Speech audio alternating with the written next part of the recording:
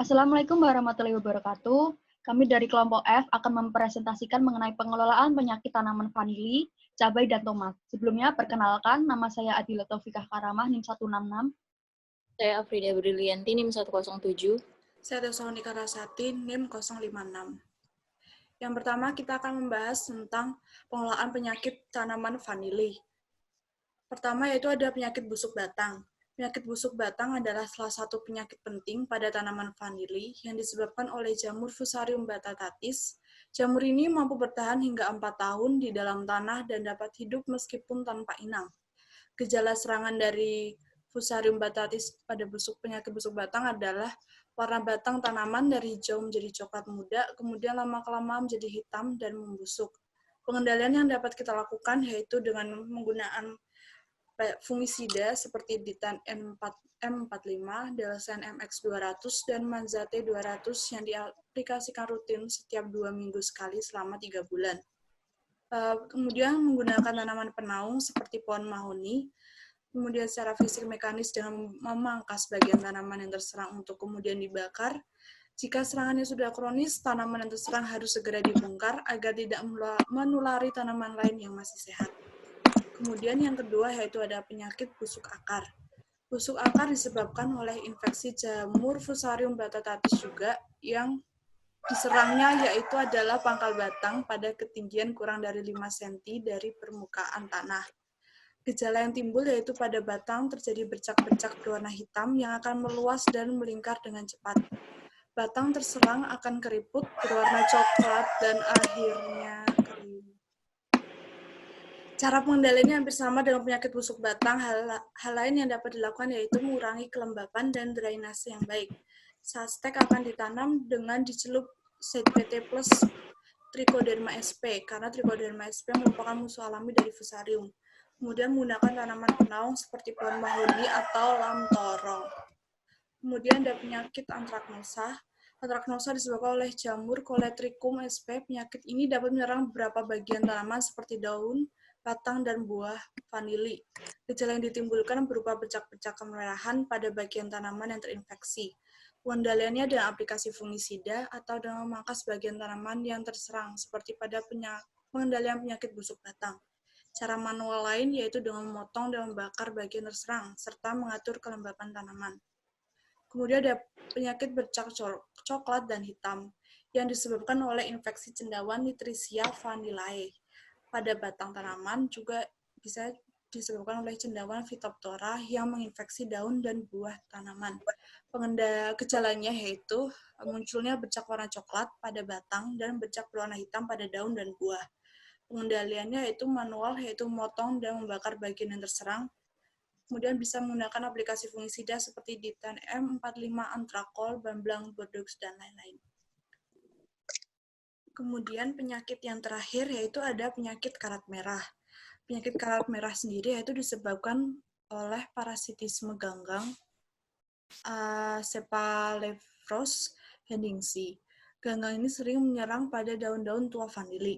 Gejala yang ditimbulkan yaitu berupa bercak-bercak kecil yang kemudian melebar hingga diameter 2 cm pada daun yang terserang dan terus meluas hingga daun kering selanjutnya mati. Untuk pengendalian karat merah sendiri yaitu dapat melakukan pemangkasan dan pemusnahan bagian tanaman yang terserang, serta dengan mengatur kelembapan kebun dengan pemangkasan pohon pelindung. Selanjutnya yaitu pengelolaan penyakit pada tanaman cabai. Yang pertama yaitu penyakit layu fusarium. Layu fusarium ini disebabkan oleh organisme cendawan yaitu Fusarium oxysporum yang bersifat ular tanah. Biasanya penyakit ini muncul pada tanah-tanah yang ber-pH rendah.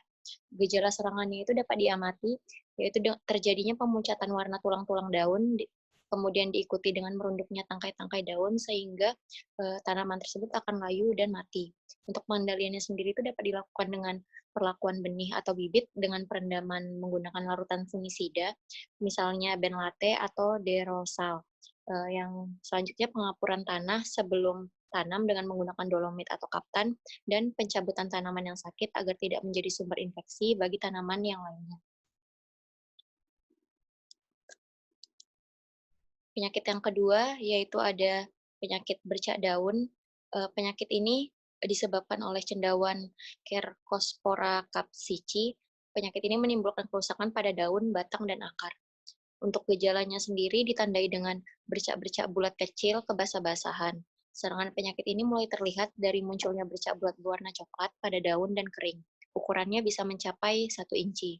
Untuk pengendaliannya sendiri dapat dilakukan sanitasi, penanaman bibit yang bebas patogen pada lahan yang tidak terkontaminasi, perlakuan benih sebelum tanam, perbaikan drainase, melihat waktu tanam yang tepat, yaitu pada musim kemarau, dan pengendalian kimia menggunakan fungisida, toksin, Pelimec, dan benlate secara berselang-seling.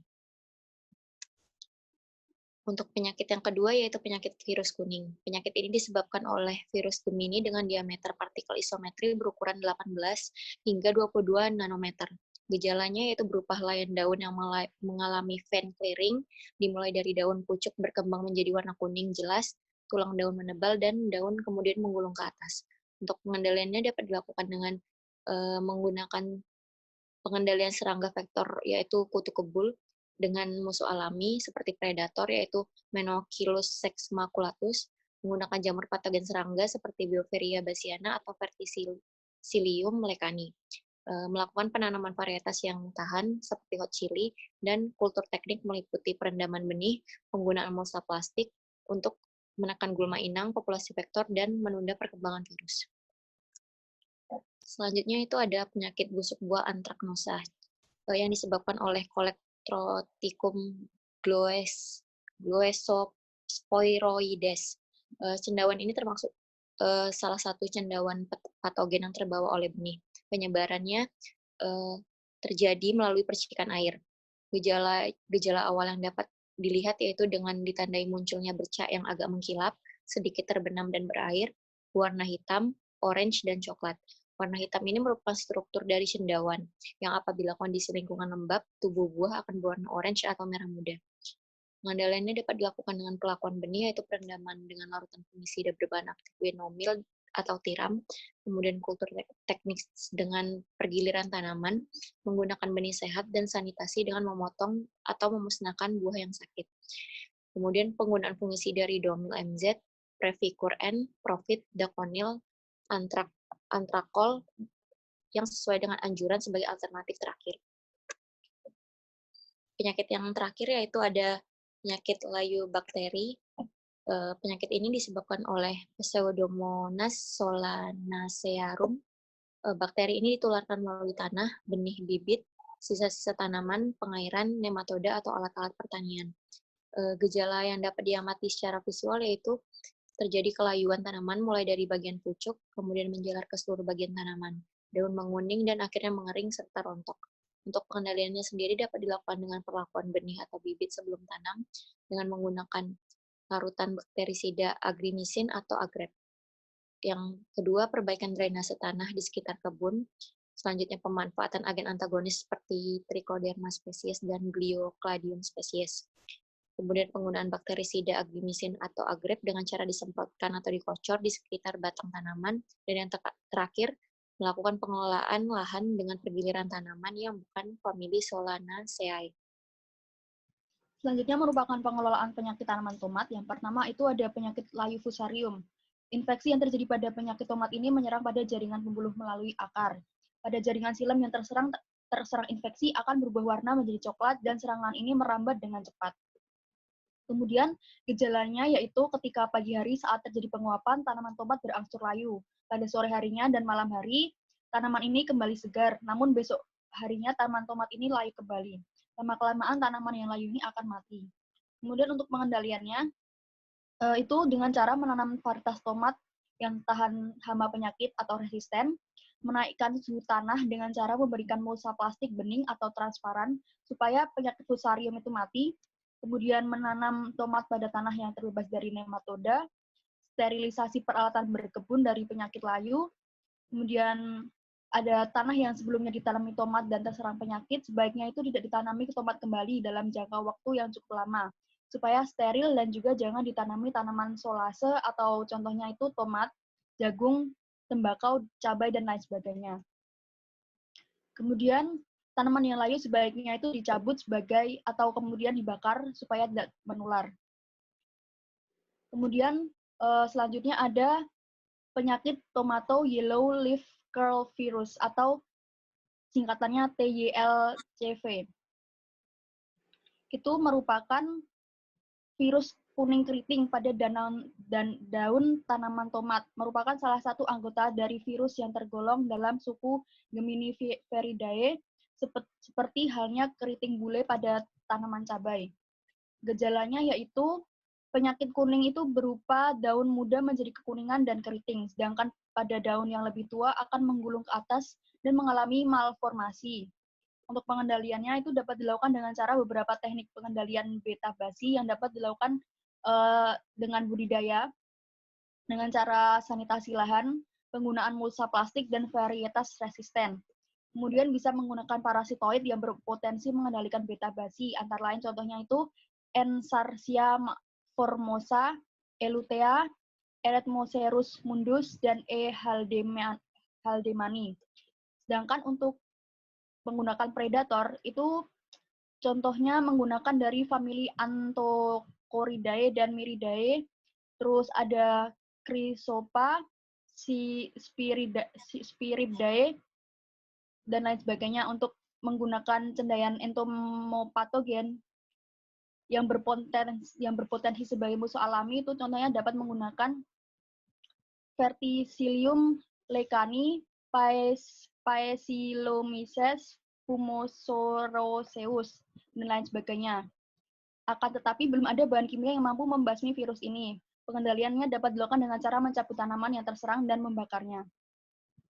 Kemudian pengendalian yang terakhir itu dapat menggunakan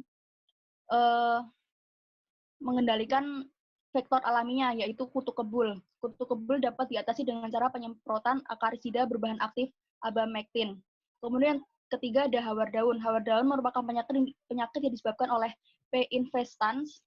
Penyakit ini menyerang pangkal daun, menimbulkan bercak berwarna hijau hingga coklat dan berair. Gejalanya yaitu pada daun itu bercak basah berwarna hitam kecoklatan, mulai timbul pada anak daun, tangkai, atau batang, dan akan meluas dengan cepat, sehingga dapat menyebabkan kematian. Untuk pengendalian itu dapat menggunakan mencabut, kemudian membakar tanaman yang terinfeksi penyakit. Tanaman yang berpenyakit dapat jangan dipendam dan jangan juga ditumpuk di daerah penanaman tomat. Kemudian yang ketiga itu dengan menanam benih yang resisten terhadap hama dan penyakit, menggunakan sistem penanaman tumpang sari atau dirotasi dengan tanaman jenis lain.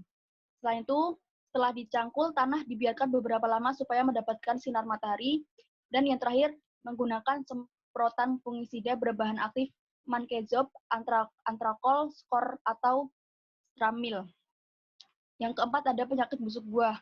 Busuk buah itu disebabkan oleh cendawan Thanatephorus cucumeris. Gejalanya yaitu bercak cekung yang berwarna coklat. Bercak akan membesar sehingga membentuk lingkaran yang berpusat. Bercak berwarna coklat tua pada bagian tengah mengalami keretakan. Kemudian untuk pengendaliannya itu dengan memberikan tiang lanjaran supaya tanaman tomat tidak menyentuh tanah. Selain itu dapat dengan menjaga kelembaban tanah pada kondisi optimal. Yang ketiga itu dapat melakukan rotasi tanaman atau sistem tanam tumpang sari. Yang keempat, membersihkan gulma dan tanaman yang berpenyakit dengan cara dicabut kemudian dibakar. Dan yang terakhir dengan memberikan fungisida dengan cara disemprotkan pada tanaman. Kemudian yang terakhir, ada tanaman layu bakteri. Penyakit layu bakteri ini disebabkan oleh patogen Ralstonia solanacearum yang merupakan suatu bakteri yang dapat hidup, tumbuh, dan berkembang biak di dalam tanah. Untuk gejalanya itu, tanaman tomat yang terserang, itu mulai terjadi layu pada bagian pucuk dan kemudian layu seluruhnya dan berwarna daun, dan warna daunnya berubah menjadi kekuningan. Gejala ini juga sama persis seperti gejala layu akibat jamur fusarium. Maka dari itu, untuk membedakannya, dapat dilakukan pengecekan dengan cara memotong bagian pangkal batang bagian tanaman yang terserang penyakit, kemudian dicelupkan ke dalam air. Jika keluar lendir putih dari batang tersebut, maka dapat dipastikan tanaman tomat tersebut terserang layu yang disebabkan oleh bakteri. Untuk pengendaliannya yang pertama, itu jika ada tanaman yang terserang oleh penyakit ini dapat dicabut dan dimusnahkan. Kemudian yang kedua, memberikan bakterisida Agrep 20 WP, Bactromikin, dan Agrimikin. Kemudian dapat dengan cara yang ketiga mengatur drainase pada lahan. Yang keempat, melakukan rotasi tanaman dengan tanaman yang berbeda famili. Yang kelima, mengurangi pupuk N. Yang keenam, menggunakan varietas unggul yang tahan terhadap penyakit dan melakukan penyambungan batang bawah dengan tanaman lain. Sekian presentasi dari kami. Mohon maaf kurang dan lebihnya. Wassalamualaikum warahmatullahi wabarakatuh. Waalaikumsalam.